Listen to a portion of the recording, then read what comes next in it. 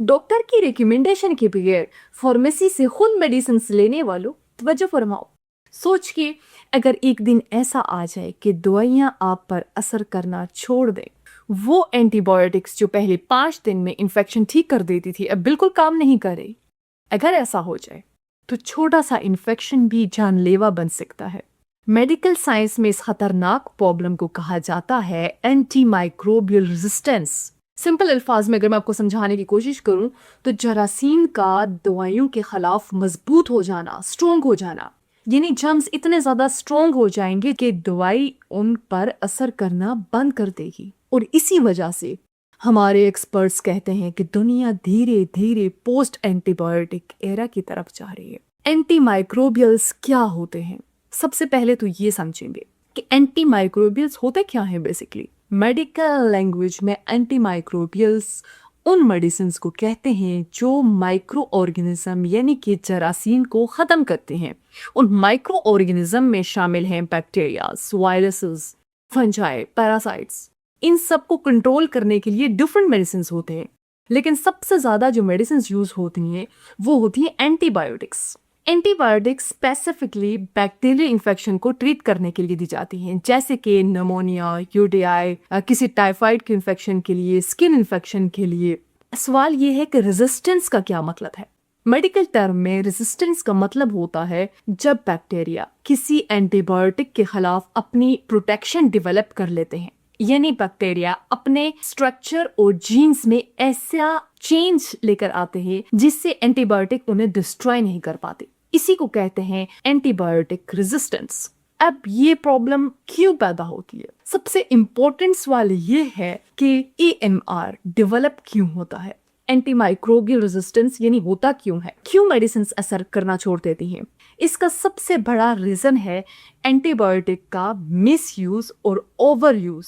जो आप लोग भागे भागे फार्मेसी जाते हैं और विदाउट डॉक्टर की रिकमेंडेशन के, प्रिस्क्रिप्शन के जाके मेडिसिन खुद से लेकर खुद से यूज करते हैं। Common mistake number 1, viral infection पर एंटीबायोटिक लेना। ज्यादातर लोगों को फ्लू होता है, कोल्ड और सोर थ्रोट वायरस की वजह से होते हैं, लेकिन एंटीबायोटिक सिर्फ बैक्टीरिया पे काम करती है, वायरस पे नहीं। इसलिए जब वायरल इन्फेक्शन में आप एंटीबायोटिक लेंगे जाके फार्मेसी से तो वो अननेसेसरी होती है। Number 2, self medication. बहुत से लोग डॉक्टर के बगैर ही फार्मेसी जा रहे होते हैं, जाके मेडिसिन ले रहे होते हैं, खुद से ही अपना ट्रीटमेंट कर रहे होते हैं। ठीक है, तो हर इन्फेक्शन का जो ट्रीटमेंट होता है वो एंटीबायोटिक ही नहीं होता, डिफरेंट होता है। इसलिए रॉन्ग मेडिसिन लेने से बैक्टीरिया स्ट्रॉन्ग हो जाते हैं। नंबर 3, कोर्स कंप्लीट ना करना। ये सबसे कॉमन मिस्टेक है हमारे पेशेंट्स की। जब पेशेंट 2 या 3 दिन में बेहतर फील करना स्टार्ट कर जाता है तो मेडिसिन बंद कर लेता है। इससे क्या होता है, वीक जो बैक्टीरियाज होते हैं वो तो मर जाते हैं, लेकिन स्ट्रॉन्ग बैक्टीरियाज जिंदा रह जाते हैं। फिर ये स्ट्रॉन्ग बैक्टीरियाज मल्टीप्लाई करते हैं और रेजिस्टेंट बैक्टीरिया बन जाते हैं।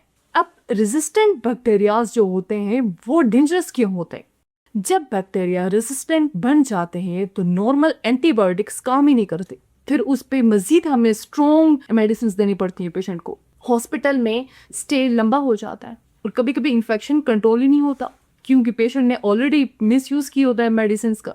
इसलिए एएमआर सिर्फ एक मेडिकल इशू नहीं है बल्कि ग्लोबल हेल्थ थ्रेट बन चुका है। एएमआर को कंट्रोल ना किया गया तो फ्यूचर में सिंपल इन्फेक्शंस ट्रीट करना मुश्किल हो जाएगा, सर्जरीज रिस्की हो जाएगी, कैंसर, कीमोथेरेपी डेंजरस हो सकती है, ऑर्गन ट्रांसप्लांट डिफिकल्ट हो सकता है, यानी वो बीमारी जो आज इजीली ट्रीट हो जाती है फ्यूचर में लाइफ थ्रेटनिंग बन सकती है, क्योंकि हम मेडिसिन का ओवर यूज कर रहे होते हैं, मिस यूज कर रहे होते हैं।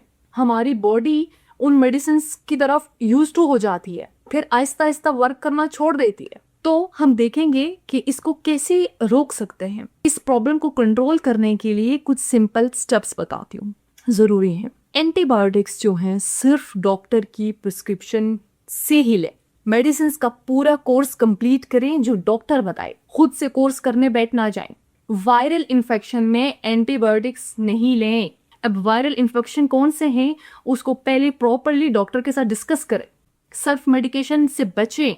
हाइजीन और वैक्सीनेशन इंप्रूव करना, ये भी एक इम्पॉर्टेंट स्टेप है। सो एंटीबायोटिक्स जो हैं मॉडर्न मेडिसिन की सबसे बड़ी डिस्कवरी में से एक हैं, लेकिन अगर हमने इनका सही यूज़ ना किया तो फ्यूचर में एक छोटा इन्फेक्शन भी जानलेवा बन सकता है। इसलिए याद रखें, एंटीबायोटिक्स का सही यूज़ ही हमें एंटीमाइक्रोबियल रेजिस्टेंस से बचा सकता है। सो लास्ट पे एक दफ़ा फिर से रिक्वेस्ट करूंगी कि फार्मेसी से खुद से जाकर मेडिसिन ना लिया करें, एक दफ़ा डॉक्टर से डिस्कस कर लिया करें। Thank you.